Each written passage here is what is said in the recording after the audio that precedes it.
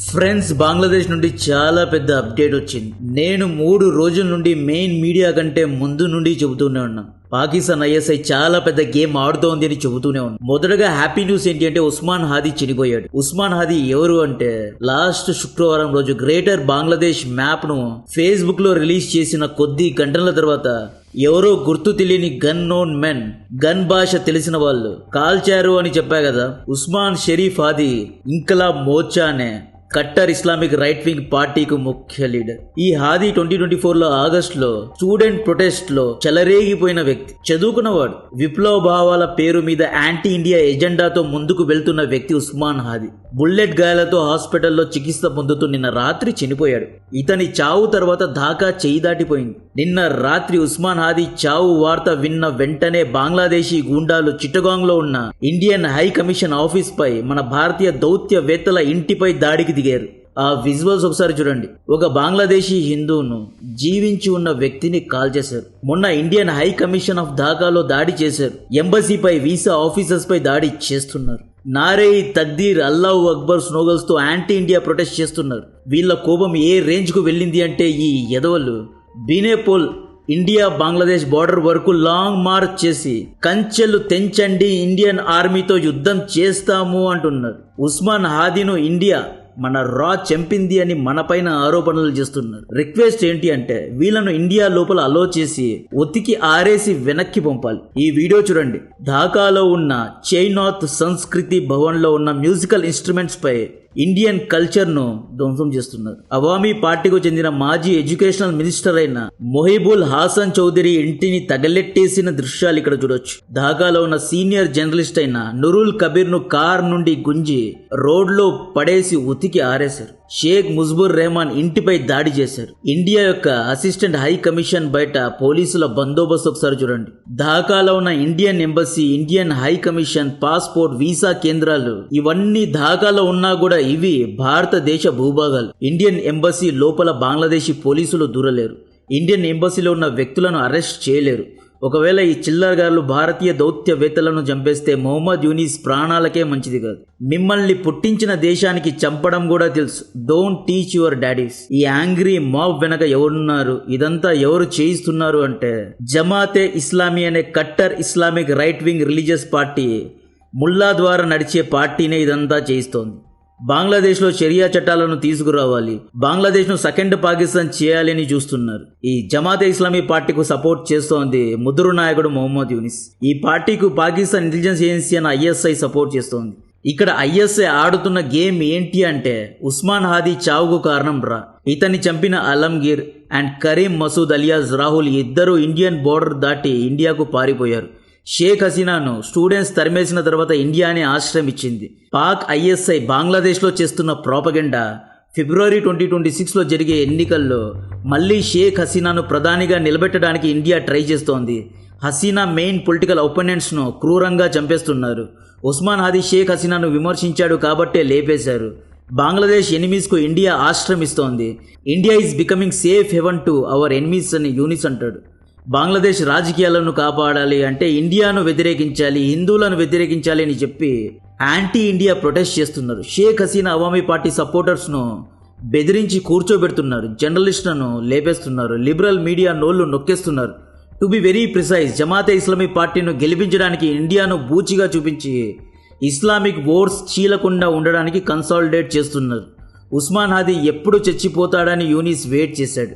ఈ ప్రొటెస్ట్ వెనక Younis, Pak ISI, CIA ఈ ముగ్గురు తెలివిగా ఆడుతున్న గేమ్ ఏంటి అనేది చెప్పే ముందు మీ నుండి 1 మినిట్ తీసుకుంటున్నాను. మీ ఇన్వెస్ట్మెంట్ ను డైవర్సిఫై చేయడానికి, ప్యాసివ్ గా కొంత అమౌంట్ రెస్పాన్సిబుల్ గా జనరేట్ చేసుకోవడానికి మార్కెట్ బుల్ఫ్ అనబడే ఒక యాప్ గురించి చెప్పబోతున్నా. ఇది SEBI registered licensed trading app. ఇక్కడ కేవలం 99 రూపీస్ నుండి ఇన్వెస్ట్ చేయొచ్చు. ఇందులో మెయింటెనెన్స్ ఫీ లేదా హిడెన్ చార్జెస్ ఏమీ ఉండవు. ఈ యాప్ ఎలా వర్క్ అవుతుందంటే దీన్ని ఓపెన్ చేసి పిన్ కొట్టి లాగిన్ అవ్వాలి. ఇక్కడ ఉన్న follow trend future real time లో ట్రేడర్స్ ఎక్కడ లాభాలు పొందుతున్నారు, ఎక్కడ నష్టపోతున్నారు అనేది చూపిస్తుంది. ఫాలో ట్రెండ్ ను క్లిక్ చేసి ట్రేడ్ ప్లేస్ చేసే ట్రేడ్ స్టార్ట్ అవుతుంది. స్టాక్ మార్కెట్ అంటేనే market risk, volatility, ups and downs ఉంటాయి కాబట్టి ఎక్కడైనా పెద్దగా లాస్ వచ్చే ప్రమాదాన్ని గుర్తించి ముందుగానే యాప్ స్టాప్ లాస్ ఫ్యూచర్ ద్వారా బిగ్ లాసెస్ కాకుండా చూసుకుంటుంది అని వీళ్ళు క్లెయిమ్ చేస్తున్నారు. 3 times లెస్సర్ అమౌంట్ తో ఇక్కడ ట్రేడ్ చేయొచ్చు. స్టాప్ ట్రేడ్ క్లిక్ చేసిన తర్వాత 1306 ఇలా మీరు ఎంతైతే ప్రాఫిట్స్ ను పొంది ఉంటారో అంత ప్రాఫిట్ అమౌంట్ ను చూపిస్తుంది. నేను ఉదాహరణ చెప్తున్నా. Gold, silver, crude oil, natural gas ఇలా ఎన్నో కమోడిటీస్ పైన కూడా ట్రేడ్ చేయొచ్చు. Market world free trade recommendations కూడా ఇస్తుంది. వీళ్ళ ప్రకారం వీళ్ళ దగ్గర ఉన్న SEBI registered experts, trade experts ద్వారా ఇచ్చే ట్రేడ్ రికమెండేషన్స్ ద్వారా ట్రేడర్స్ మేలో 57,000, జూన్ లో 70,000 వరకు లాభాలు పొందారు అనేది వీళ్ళు క్లెయిమ్ చేస్తున్నారు. అయితే అందరూ ఇలాగే ప్రాఫిట్స్ కొడతారు అని కాదు, ఇందులో రిస్క్ ఉంటుంది. అయితే పాసిబిలిటీస్ గురించి వీళ్ళు ముందే ప్రెడిక్ట్ చేసే ఫ్యూచర్స్ పెట్టారు. పెద్ద లాస్ కాకుండా హెచ్చరించే ఫ్యూచర్స్ ఉంటాయి. మార్కెట్ వోల్ఫ్ ఎటువంటి కమిషన్స్ తీసుకోదు, ఎంటైర్ ప్రాఫిట్స్ మీ అకౌంట్ లో పడుతుంది. మార్కెట్ వోల్ఫ్ ను 20 లక్షల మంది ఆల్రెడీ డౌన్లోడ్ చేసుకున్నారు. ఇది సింపుల్ అండ్ సెక్యూర్ గా ఉంటూనే iOS అండ్ ఆండ్రాయిడ్ లో అవైలబుల్ గా ఉంది. ఒకవేళ మీరు ఇంట్రెస్ట్ ఉంటే దీని యొక్క లింక్ ను డిస్క్రిప్షన్ లో కమెంట్ బాక్స్ లో ఇస్తున్నా. ఉస్మాన్ హాదీ మరణం తర్వాత యూనిస్ మీడియా ముందుకొచ్చి అందరూ శాంతితో ఉండాలి, ఇది రాజకీయం, ప్రజాస్వామ్యంపై జరిగిన దాడి, దీని గురించి ఇన్వెస్టిగేషన్ చేస్తా అన్నాడు. యూనిస్ సెలక్షన్ ఆఫ్ వర్డ్స్ చూడండి. రాజకీయం, ప్రజాస్వామ్యం అంటే ఇండియా బంగ్లాదేశ్ రాజకీయాల్లో దూరుతోంది, డెమోక్రసీలో చేతులు కాళ్ళు పెడుతోంది అన్నట్లు మాట్లాడుతున్నాడు. యూనిస్ చూడ్డానికే ఇలా ఉంటాడు, చదువుకున్నవాడు. యూనిస్ క్యాల్కులేటెడ్ గా ఆడిన గేమ్ ఏంటి అంటే వారం రోజులు వెనక్కి వెళదాం. December 12 ఉస్మాన్ హాదీపై కాల్పులు జరిగిన నెక్స్ట్ రోజు అంటే December 13 నుండి యూనిస్ ఇండియానే టార్గెట్ చేశాడు. ఆల్ పార్టీ మీటింగ్ పిలిపించి అందరూ యూనిటీతో ఉండాలి, మనం కొట్లాడకూడదు, మన ఎనిమి ఇండియానే అని ఇండియాను టార్గెట్ చేశాడు. ఇండియా విదేశాంగ శాఖకు లెటర్ రాసి యూనిస్ ఏమంటాడు అంటే ఉస్మాన్ హాదీ హంతకులు బోర్డర్ దాటి యూపీకు చేరుకున్నారంట, వీళ్ళను ఎక్స్ట్రాక్ట్ చేయండి, వీళ్ళను పట్టుకోవడానికి హెల్ప్ చేయండి అని ఇండియాను అడుగుతాడు. కరెక్ట్గా గురువారం రాత్రి ఉస్మాన్ హాదీ చనిపోయాడు. నిన్న రాత్రి చనిపోయాడు. I have problem with this.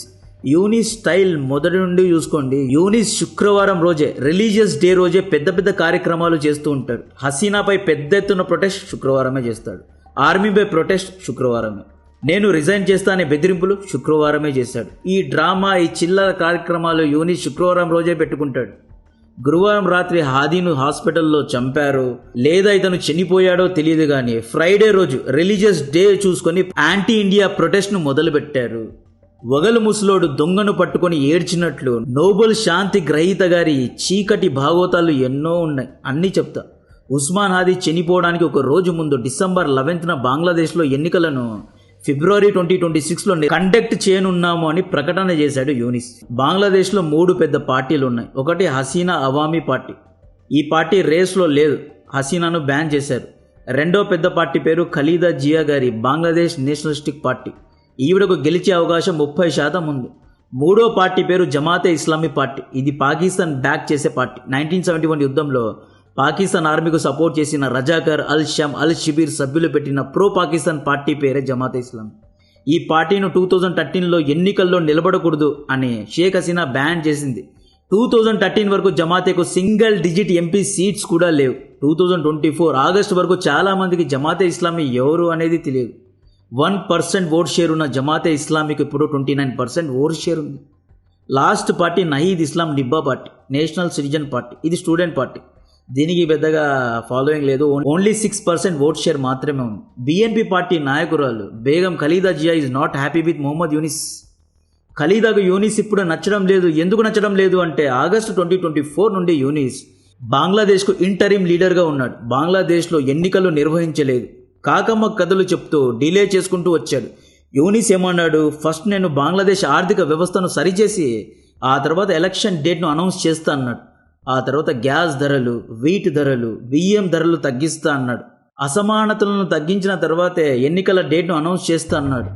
ఇదంతా ఖలీదా జియాకు నచ్చలేదు.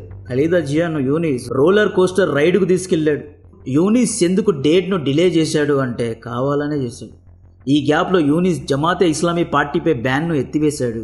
క్షేత్రస్థాయిలో జమాతే ఇస్లామీ పార్టీను బలోపేతం చేశాడు. 1% ఓట్ షేర్ ఉన్న పార్టీకు 29% ఓట్ షేర్ అయ్యేంత వరకు వెయిట్ చేసి ఎన్నికల డేట్ను అనౌన్స్ చేశాడు. మెంటల్ లేసిన బేగం యూనిస్ను స్పాట్లో పెట్టింది. ఇప్పుడు యూనిస్కు బేగంకు పడడం లేదు. ఈ గ్యాప్లో ఇండియా మన దౌత్యవేత్తలు ఏం చేశారు, ఖలీదా జియాతో ఎంగేజ్ అయ్యారు. బంగ్లాదేశ్ నేషనలిస్టిక్ పార్టీ లీడర్స్తో దగ్గర అవుతున్నారు. మన మోడీ గారు 2 వీక్స్ బ్యాక్ ఖలీదా జియా గారి ఆరోగ్యం బాగా ఉండాలి అని చెప్పి ప్రే కూడా చేశారు. అగైన్ జియో పాలిటిక్స్ అనేది చెస్ బోర్డ్ లాంటిదండి. ఇక్కడ శాశ్వత మిత్రులు, శాశ్వత శత్రువులు ఎవరు ఉన్నారు? భారతదేశ హితానికి ఎవరు మనకు ఉపయోగపడతారో అటువంటి వారినే మనం సపోర్ట్ చేస్తాం. బంగ్లాదేశ్లో ప్రస్తుతం జమాతే ఇస్లామీ పార్టీ పాకిస్తాన్ చెప్పిందే వింటుంది. నహీద్ ఇస్లాం స్టూడెంట్ పార్టీ యూనిస్ చెప్పినట్లే వింటారు. బంగ్లాదేశ్ నేషనలిస్టిక్ పార్టీ ఒక్కటే మనం చెప్పినట్లు వింటుంది. కాబట్టి మనం బిఎన్పితో ఎంగేజ్ అవుతున్నాం.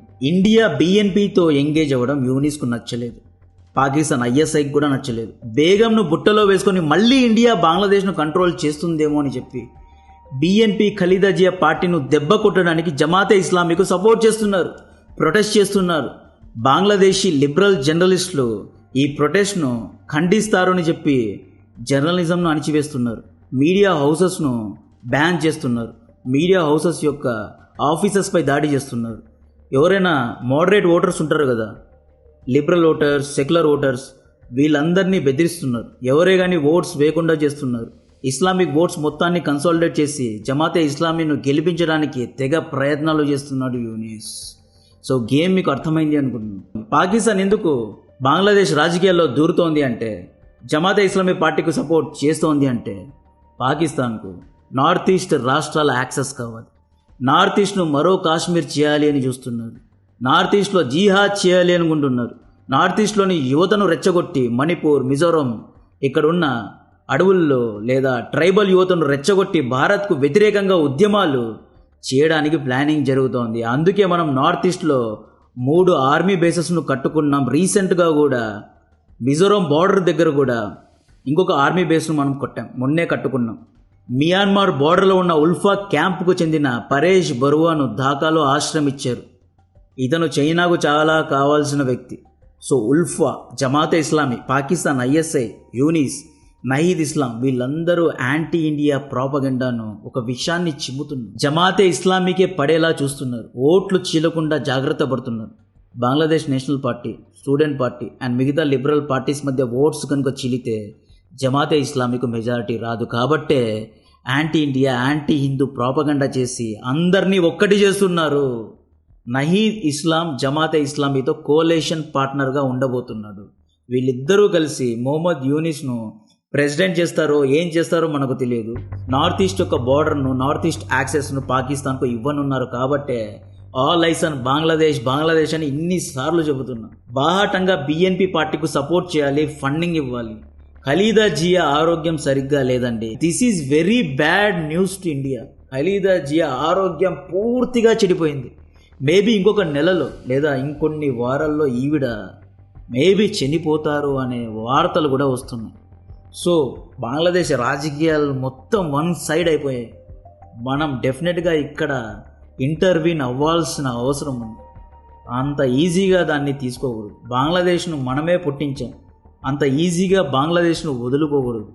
మొత్తం మద్రసాలో బ్రెయిన్ వాష్ చేసి పడేశారు. దీని గురించిన మరిన్ని డీటెయిల్స్ ఇస్తూనే ఉంటా. కాంటెంట్ నచ్చితే వీడియోను లైక్ చేయండి, ఛానల్ను సబ్స్క్రైబ్ చేసి అందరికీ షేర్ చేయండి. జై హింద్. ఇంతకు ముందు చెప్పినట్లు మార్కెట్ వోల్ఫ్ అనేది ఇన్వెస్ట్మెంట్ కోసం మంచి ప్లాట్ఫామ్, యూజర్ ఫ్రెండ్లీ యాప్.